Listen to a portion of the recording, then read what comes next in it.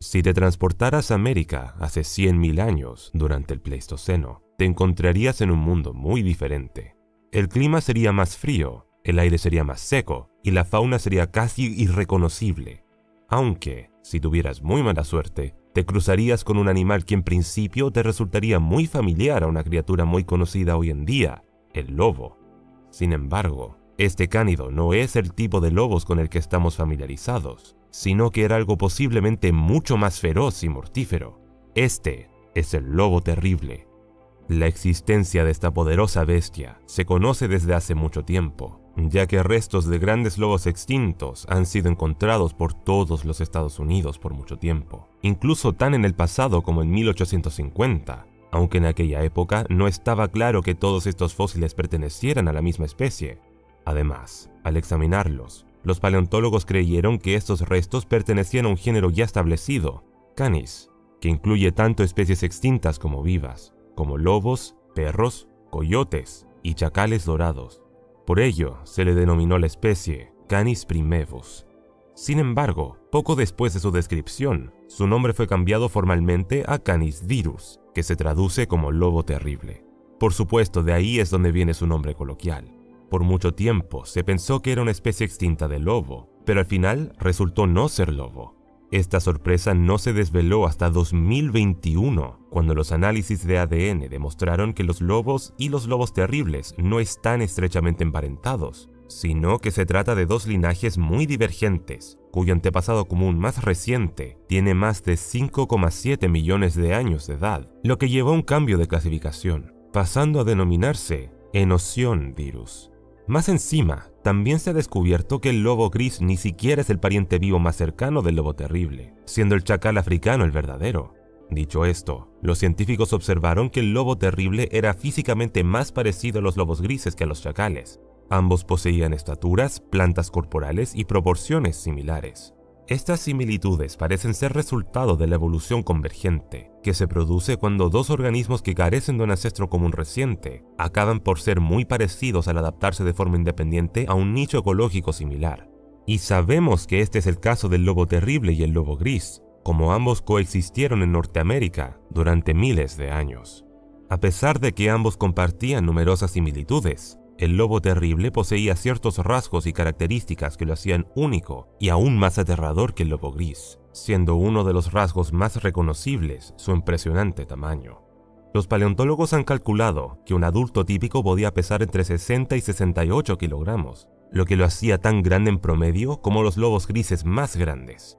Hasta hoy se desconoce el límite exacto de qué tan grandes podían ser como máximo. Dicho esto, los paleontólogos han afirmado que los adultos más grandes pueden haber tenido un tamaño máximo teórico de 110 kilogramos, con un número mayor que esto probablemente imposible debido a las restricciones esqueléticas.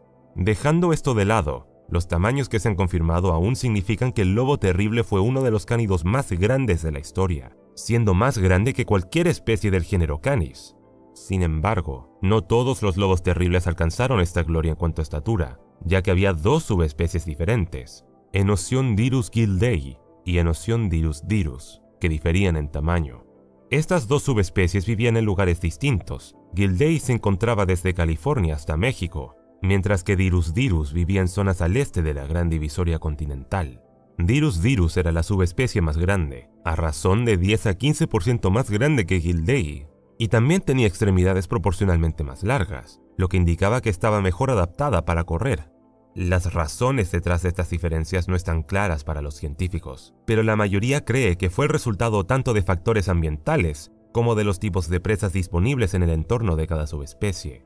Además, también se ha especulado que sus diferencias se deben a su edad.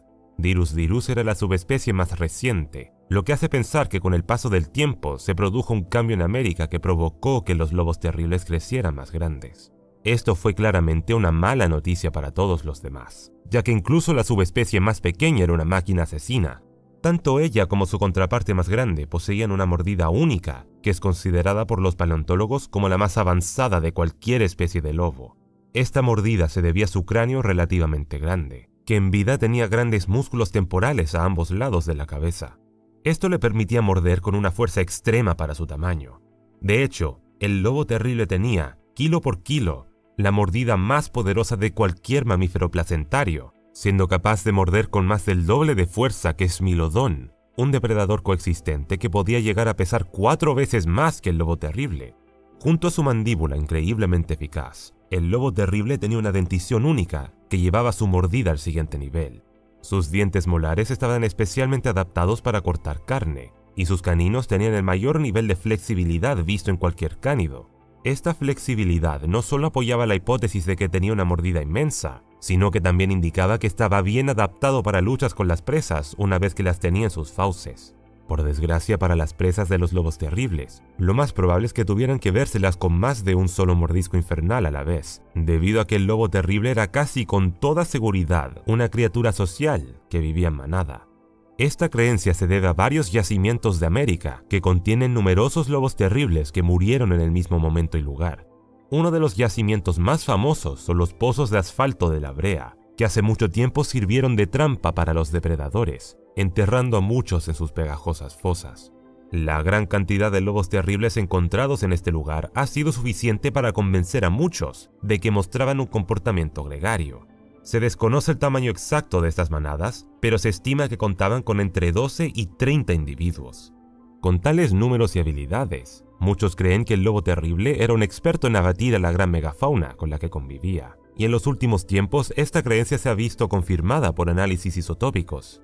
Estos han revelado que sus presas eran concretamente Camelops, el bisonte del Pleistoceno, el berrendo enano, el caballo occidental, el perezoso gigante Megatherium e incluso el mamut gigante colombino y el mastodonte americano, aunque lo probable es que fueron cazados y carroñados menos seguido. Para abatir a estos grandes animales, el lobo terrible podría haber empleado tácticas similares a las de las manadas de lobos grises de hoy, en la que sus miembros primero se dispersan y rodean a un animal grande, al que despachan a mordidas. La rotura de dientes entre los lobos terribles era excepcionalmente alta, mucho más común que en los cánidos actuales, lo que sugiere que experimentaban grandes luchas sangrientas con sus presas gigantes.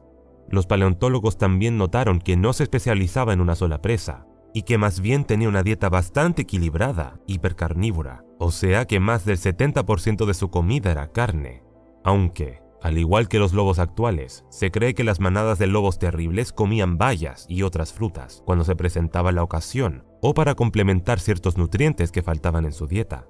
La estructura de manada hizo que el lobo terrible tuviera mucho éxito y fuera difícil de desafiar. Como se ve en el sitio de La Brea, los pozos atrapaban herbívoros, que a su vez atraían a todo tipo de depredadores, pero los restos fósiles han mostrado que el lobo terrible era con diferencia el carnívoro más común, lo que sugiere que eran capaces de apoderarse de estas zonas y de los cadáveres, y defenderlos exitosamente de cualquier competidor.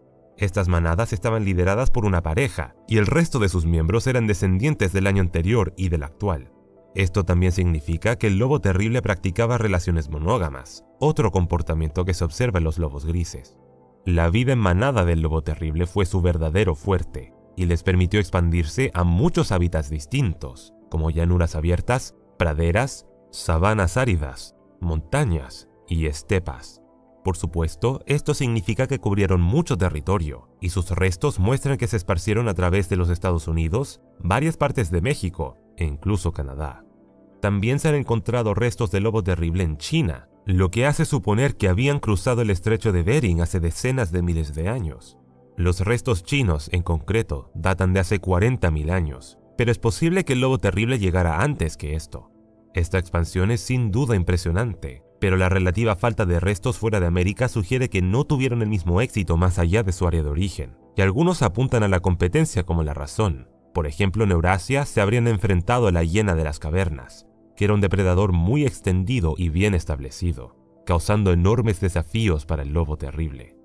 E incluso en su hogar en América no fue tan fácil, porque incluso aquí el lobo terrible coexistió con varios otros depredadores como Smilodon, el león americano, el lobo gris del Pleistoceno, el oso de cara corta, el coyote del Pleistoceno y los pumas modernos. Muchos de estos depredadores cazaban los mismos animales, creando una intensa competencia, que de hecho jugó un papel en los hábitos alimenticios del lobo terrible. Los estudios sobre los huesos de sus presas mostraron que era un comedor voraz, que consumía tanto como le era posible, tan rápido como le era posible, probablemente debido a la amenaza de posibles competidores cercanos.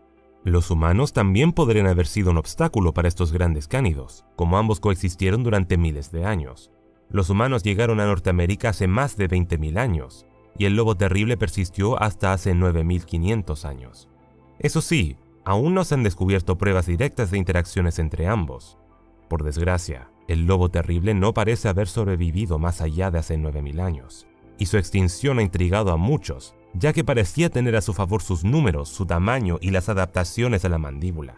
El lobo terrible también era capaz de vivir en diversos climas, incluidos los tropicales, lo que lleva al escepticismo de que el cambio climático acabará con él. Esto ha llevado a la idea de que su caída fue causada en realidad por la desaparición de sus presas, la megafauna, muchas de las cuales se extinguieron durante el evento de extinción del Cuaternario, que tiene sus propios debates sobre cómo ocurrió, que van desde la caza humana a temperaturas más cálidas. Este evento de extinción se correlaciona con la desaparición del lobo terrible, y un apoyo adicional para esta escasez de presas grandes es que el único animal grande parecido al lobo que sobrevivió a esta purga fueron los lobos grises, que son menos carnívoros y más gráciles, lo que significa que pudieran haber complementado sus dietas de mejor manera. Por ahora, solo podremos disfrutar de estas majestuosas criaturas de antaño a través de nuestras pantallas.